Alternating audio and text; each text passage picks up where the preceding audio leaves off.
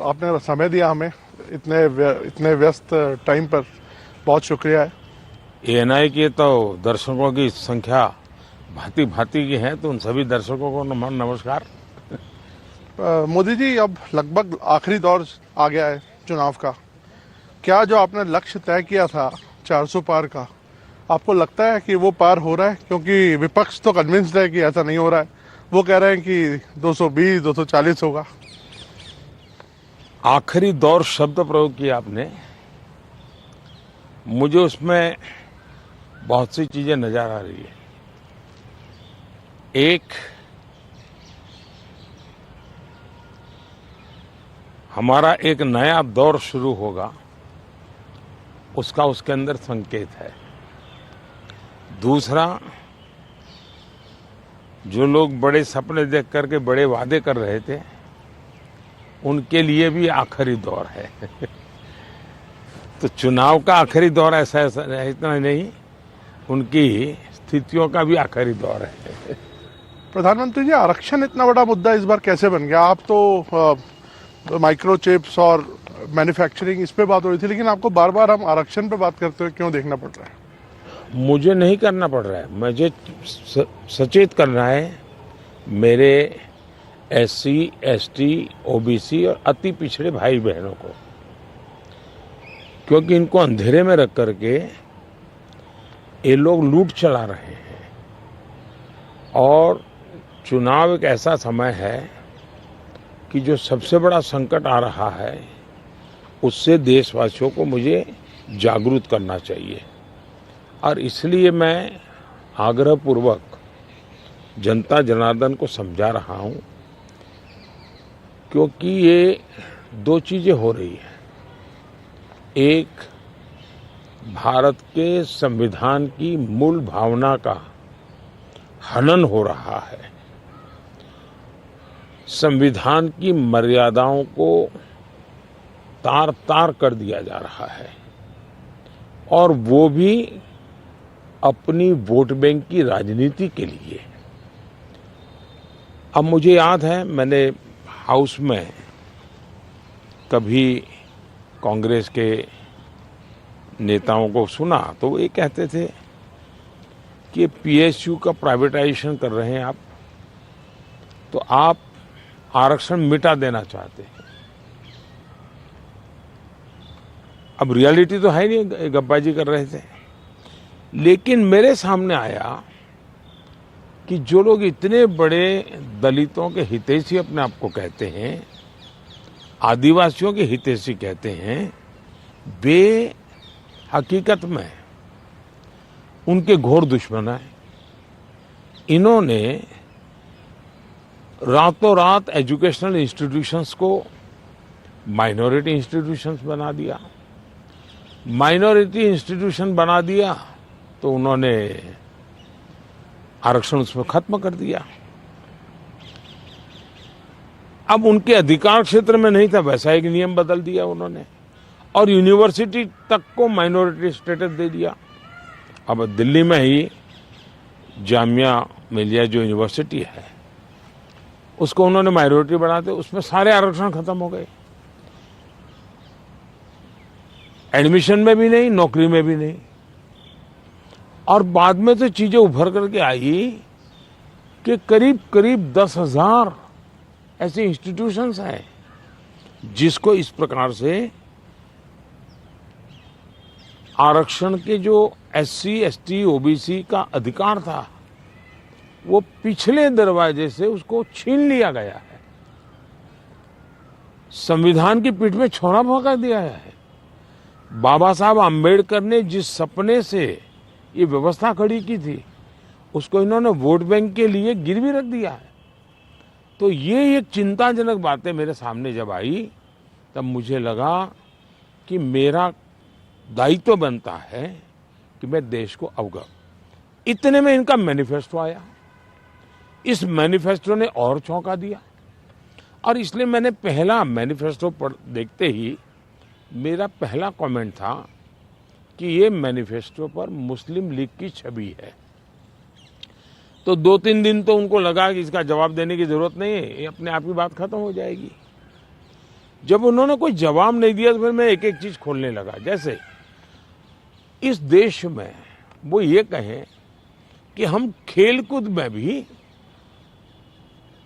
Minority के लिए Kota fix करेंगे। आज पंजाब के मेरे बच्चे जो खेल जगत के अंदर बहुत अच्छा कर रहे हैं, बंगाल के मेरे नौजवान फुटबॉल में बहुत अच्छा कर रहे हैं, उत्तर प्रदेश के हमारे नौजवान जो एथलेट्स में काफी अच्छा कर रहे हैं, अब वो अपनी जवानी उसमें खपा देते हैं। 10-12 साल की उम्र से लेकर के सोचने तक ये लोग इतना तप करते हैं जी, तपते हैं, शरीर को तपाते हैं। खिलाड़ी ऐसा नहीं बनता है जी। और सुबह रात को नींद नहीं आती, सुबह 4 बजे उठ करके चले जाते हैं। अब कहते हैं नहीं ये माइनॉरिटी के लिए कोटा होगा, तो मेहनत करने वाला मेरा नौजवान जाएगा कहाँ जी, उनका क्या होगा। दूसरा उन्होंने कहा कि देश में अब जो टेंडर होंगे उस टेंडर में भी वे माइनॉरिटी के लिए आरक्षण करेंगे। मतलब ये हुआ कि आज मान लीजिए कोई कहीं पर बहुत बड़ा महत्वपूर्ण ब्रिज बन रहा है, उस ब्रिज में कौन ब्रिज बनाएगा, तो जिसके पास ट्रैक रिकॉर्ड है, जिसके पास संसाधन है, जिसके पास कैपेबिलिटी है, जो परफॉर्म कर सकता है, सारे उसकी जो रिक्वायरमेंट उसकी पूरी करता है, उसमें कंपटीशन होती है और कंपटीशन में जो निकलता है उसको टेंडर मिलता है। ये कहते नहीं, ये सब बाद में। अब मुझे बताइए, अगर इसी प्रकार से सिर्फ धर्म के आधार पर कोटा दे देंगे, वो ब्रिज बनेगा, लोग मारे जाएंगे, तो कौन जिम्मेवार होगा। क्या आप वोट बैंक के लिए आप आने वाली पीढ़ियों को भी तबाह करना चाहते हैं। तो ये ऐसे विषय थे जो कांग्रेस ने अपनी वोट बैंक की खातिर मैदान में उतारे। तब मेरा कर्तव्य बनता है कि मैं मेरे दलित भाइयों के अधिकार के लिए लड़ूं, मेरे आदिवासी भाई बहनों के अधिकार के लिए लड़ूं, मेरे ओबीसी पिछड़े भाई बहनों के अधिकार के लिए लड़ूं, और इसलिए मैं लड़ाई लड़ रहा हूं। तो ये जो परसेप्शन बनाया जा रहा है कि आप आए तो बिल्कुल आरक्षण ही खत्म कर देंगे, ये क्या, इस पर क्या बोलेंगे। इन्होंने ये पाप कर दिया है, उसके खिलाफ मैं बोल रहा हूं, इसलिए उनको झूठ बोलने के लिए ऐसी चीजें का उपयोग करना पड़ रहा है। अभी कोलकाता हाई कोर्ट का सर एक ऑर्डर आया है जिसमें 2010 के बाद जितने ओबीसी सर्टिफिकेट्स बन रहे हैं उसको खारिज कर दिया है। इनके मोडस ऑपरेंडी है कि पहले इन्होंने कानून बना करके माइनॉरिटी को देने का पाप शुरू किया, पहले आंध्र में शुरू किया। सुप्रीम कोर्ट ने तक में वो हार गए, हाई कोर्ट ने उसको रिजेक्ट कर दिया क्योंकि संविधान अलाउ करता नहीं है। तो इन्होंने चालाकी करके पिछले दरवाजे से खेल शुरू किया, और पिछले दरवाजे से खेल शुरू करने के लिए इन लोगों ने रातों रात मुसलमान की सभी जातियों को ओबीसी बना दिया। सभी जातियों को ओबीसी बना करके जो ओबीसी का हक था वो रातों रात डाका डाल दिया, लूट लिया। और इसके खिलाफ चुनाव की सरगर्मी चल रही है। तब हम तो बोल ही रहे थे कि भाई ये हो रहा है, कर्नाटक में हुआ है, मैंने बताया था, हम बंगाल के लिए भी बोल चुके थे। लेकिन जब हाई कोर्ट का जजमेंट आ गया तब ये साफ हो गया कि इतना बड़ा धोखा हो रहा है। लेकिन इससे भी दुर्भाग्य की बात है कि इतना बड़ा वोट बैंक की राजनीति करने के लिए वे अब इनको भी गाली दे रहे हैं, जुडिशरी को गाली दे रहे हैं, न्यायपालिका को गाली दे रहे हैं, और वो यहां तक कह रहे हैं कि कुछ भी हो जाए हम कोर्ट की बात मानने वाले नहीं है। कि ये जो स्थिति है वो किसी भी हालत में स्वीकार्य नहीं हो सकती है। सर, केजरीवाल जी अभी जब जेल से बाहर आए तो उन्होंने कहा कि प्रधानमंत्री जी ही तय करते हैं कि कौन जेल जाएगा। वो कहते हैं सोरेन को और मुझे उनके इशारे पे जेल में डाला गया।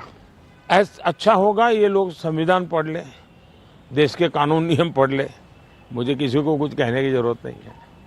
सर, इस बार चुनाव में हम देख रहे हैं कि एक पर्सनल अटैक्स बहुत हो रहे हैं। लाइक आप पर भी कई बातें बोली गई हैं, और आपकी तरफ से भी कुछ लोगों को कुछ बोला गया है, तो पर्सनल अटैक्स किस लिए इस बार आपको लगता नहीं ये शैली नहीं होनी चाहिए चुनावों में? जहां तक मोदी का सवाल है, मैं तो पिछले 24 साल से गालियां खा खा खा करके गाली प्रूफ हो गया हूं। मौत का सौदागर किसने कहा था? गंदी नाली का कीड़ा किसने कहा था? और मेरे यहाँ तो पार्लियामेंट में एक दिन हमारे एक साथी ने हिसाब लगाया था, 101 गालियां गिनाई थी। तो चुनाव या चुनाव न हो, ये लोग मानते हैं कि गालियां देने का हक उनका ही है, और वे हताश निराश इतने हो चुके हैं कि गालियां देना, अपशब्द बोलना, ये उनके शायद जहन में है, उनके स्वभाव में हो गया है। प्रधानमंत्री जी, एक आरोप विपक्ष और लगा रहा है कि ईडी, आईटी, सीबीआई इसका इस्तेमाल किया जा रहा है विरोधियों को दबाने के लिए। मेरा मीडिया को सवाल है कि विपक्ष ने आपको ये कूड़ा कचरा पकड़ा दिया, वो कूड़ा कचरा लेकर के आप हमारे पास पहुंच जाते हैं। मीडिया वाले रिसर्च करें कि भाई सरकार के लिए क्या सवाल पूछने चाहिए, प्रधानमंत्री को क्या सवाल पूछना चाहिए। जो कूड़ा कचरा फेंक रहा है उसको पूछो ना, भाई तुम ये जो कह रहे इसका सबूत क्या है, कानून नियम क्या है, उसको पूछो ना। उसकी आपकी हिम्मत नहीं है। लेकिन वो जो कूड़ा कचरा फेंकते हैं, वो कूड़ा कचरा लेकर के आप मेरे यहाँ आते हैं। ये ठीक है कि मैं रिसाइकल के मानता हूँ, तो मैं इस कूड़े कचरे का रिसाइकल करके उसको खाद में परिवर्तित कर दूंगा और उसमें से देश के लिए कुछ अच्छी चीज़ें पैदा कर दूंगा, इसलिए वो तो मैं करूंगा। लेकिन सरकार क्या करती है? आज गांव के सरपंच को चेकबुक पर सही करने का अधिकार होता है, देश के प्रधानमंत्री को नहीं है। ये इतना नॉलेज नहीं है इन लोगों को। देश के प्रधानमंत्री के पास इस प्रकार का कोई अधिकार नहीं होता है। मोदी सरकार का मैंडेट क्या है? मोदी सरकार ने अपने अफसरों को कहा है कि मेरी सरकार करप्शन के विषय में जीरो टॉलरेंस। अब ये दफ्तर के अंदर बैठे हुए लोगों का काम है कि उसको लागू करें। और सचमुच में तो किसी जमाने में 10 साल में मनमोहन सिंह जी की सरकार थी, 34 लाख रुपया पकड़े गए थे। 34 लाख रुपया मतलब एक स्कूल बैग में आप आ जाए। वर्तमान में ईडी ने 10 साल में 2200 करोड़ रुपया पकड़ा है। ये तो टीवी पर दिखता है, ये तो कोई झूठबाजी हो नहीं सकती है। अब जो 2200 करोड़ देश को वापस लाया है, ये उसका सम्मान होना चाहिए, उसको गाली गलौज होना चाहिए। तो गाली गलौज कौन करता है? जिसका पैसा गया है वो गाली गलौज कर रहा है। 2200 करोड़ जिसके जेब में से गया है, जिसने चोरी कर करके इकट्ठा किया था, वो पकड़ा गया, वो चिल्ला रहा है। इसका मतलब ये जो चोर पकड़े जा रहे हैं, इसमें जिसकी भागीदारी होगी वो चिल्लाएगा। मुझे थोड़े से अलग मुद्दे पर आते हैं। कश्मीर में हम इस बार देख रहे हैं रिकॉर्ड वोटिंग हो रही है। ऐसे ऐसे इलाकों में रिकॉर्ड तोड़ वोटिंग हो रही है जहां पर ऐसा सोचा नहीं जा सकता था। इस पर आपका क्या आंकलन है, आप कैसे देखते हैं? पहले तो मैं चाहूंगा कि कश्मीर की जो स्थिति बदली है उसके संदर्भ में सबसे तो पहले मैं मेरे देश के न्याय तंत्र को प्रार्थना करना चाहता हूं कि अगर सरकार किसी काम को करने के लिए, उसका एक डिजाइन होती है, उसकी एक स्ट्रेटेजी होती है। ऐसी समस्याओं के समाधान के लिए उस स्ट्रेटेजी के तहत काम करना होता था। अब उसके लिए कभी मुझे इंटरनेट बंद करना पड़ा, कोई एनजीओ कोर्ट चला गया और वो बड़ा कोर्ट के अंदर बड़ा इश्यू बन गया। आज समझिए कि भले मैंने कुछ समय के लिए इंटरनेट बंद किया था, लेकिन आज बड़े गर्व के साथ वहां के बच्चे कहते हैं कि 5 साल से इंटरनेट बंद नहीं हुआ है, 5 साल से हमें सब सुविधाएं मिल रही है। कुछ दिन तकलीफ हुई, लेकिन अच्छे काम के लिए हुई थी। अब वो अदालत के अंदर जब विवादों में चढ़ जाता है, तब चीजें गड़बड़ा जाती है। तो ऐसे जो एनजीओ हैं जिन्होंने अदालतों के भरोसे लड़ाई लड़ना शुरू किया है, एक तो देश को उनसे बचाना बहुत जरूरी है। दूसरा, वहां का सामान्य मानवी जब मतदान करता है ना, तब वो सिर्फ किसी को जिताता ऐसा नहीं है जी। मतदान करता है मतलब भारत के संविधान को गले लगाता है। मतदान करता है तब भारत की सरकार बनाने में वो गर्व के साथ भागीदारी करता है। मतदान करता है मतलब कि भारत के सार्वभौमत्व के प्रति अपना समर्पण व्यक्त करता है। दूसरा, उनको विश्वास हुआ कि ये सरकार ऐसी है कि जहां फेयरनेस है, हम भरोसा कर सकते हैं कि ये सही होगा। और जब उसको ये विश्वास हो जाता है कि ये कोई हेरा फेरी नहीं हो रही है, तो वो पक्का वोट करने के लिए उत्साह से आता है। और उसका परिणाम है कि आज मतदान यानी 40-40 साल के रिकॉर्ड टूट चुके हैं। मेरे लिए बहुत सबसे बड़ी संतोष की बात है कि मेरे कश्मीर के मेरे भाई बहन, मेरे परिवारजन उमंग और उत्साह के साथ मतदान के लिए आगे आए। उन्होंने मतदान करके दुनिया को एक मैसेज दे दिया है। जो लोग आशंकाएं करते थे उनको एक मैसेज दे दिया है। सर, ये क्या विंडिकेशन है 370 को जो आपने हटाया, इससे क्या लगता है कि आपका ये विंडिकेशन है कि जिस तरह से अब 370 ये सिर्फ एक 5-4 परिवारों का ही एजेंडा था जी। ये न कश्मीर की जनता का एजेंडा था, न देश के लोगों का एजेंडा था।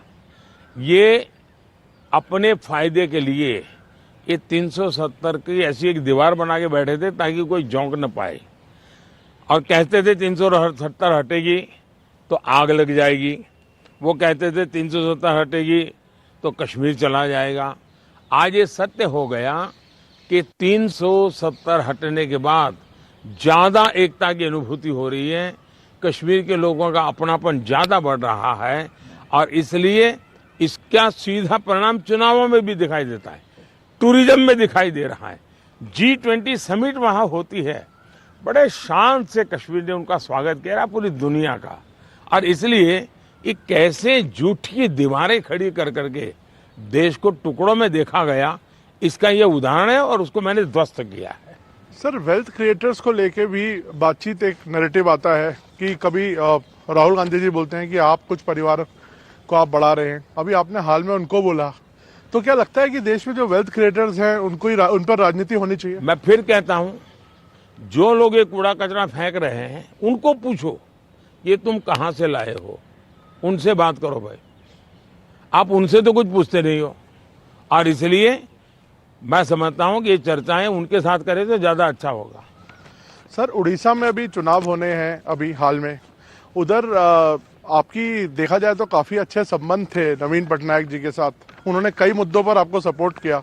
अब आप लोगों का अलायंस नहीं है और आपस में एक दूसरे से लड़ रहे हैं, किस तरह से आप देखते हैं? हिंदुस्तान के सभी राजनीतिक दलों के नेताओं के साथ हमारे संबंध अच्छे ही हैं और लोकतंत्र में हमारी दुश्मनी नहीं होती है, संबंध अच्छे होने ही चाहिए।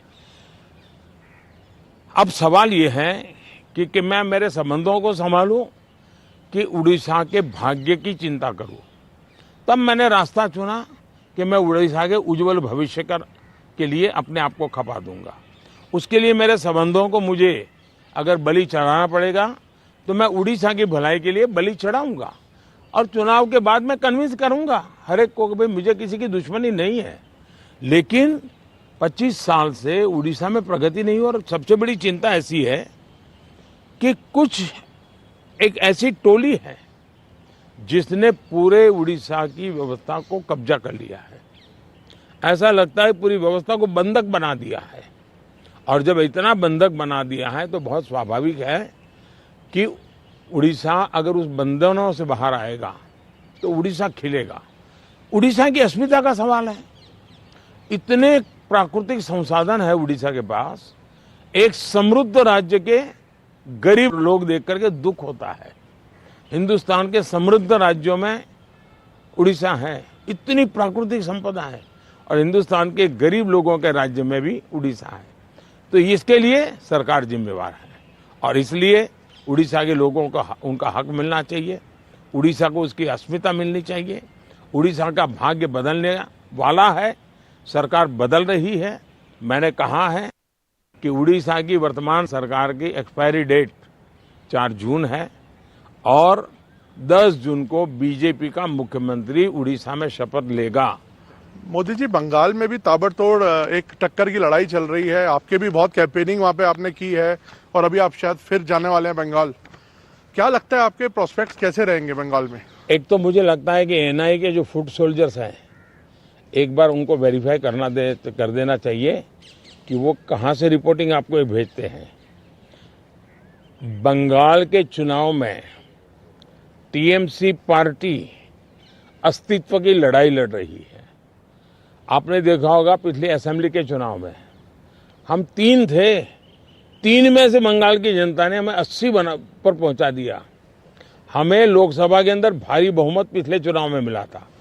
इस बार पूरे हिंदुस्तान में द बेस्ट परफॉर्मिंग स्टेट कोई होगा तो पश्चिम बंगाल होने वाला है। भारतीय जनता पार्टी को सर्वाधिक सफलता पश्चिम बंगाल में मिल रही है और पश्चिम बंगाल का चुनाव एक तरफा है, जनता जनार्दन उसको लीड कर रही है और उसके कारण सरकार में बैठे हुए लोग, टीएमसी के लोग बौखलाए हुए हैं। लगातार हत्याएं हो रहे हैं, हमले हो रहे हैं, भाजपा कार्यकर्ताओं को चुनाव के पहले जेलों में बंद कर दिया जा रहा है। इस सारे जुल्मों के बावजूद भी मतदान भी जनता ज्यादा कर रही है और वोट भी ज्यादा हो रहा है।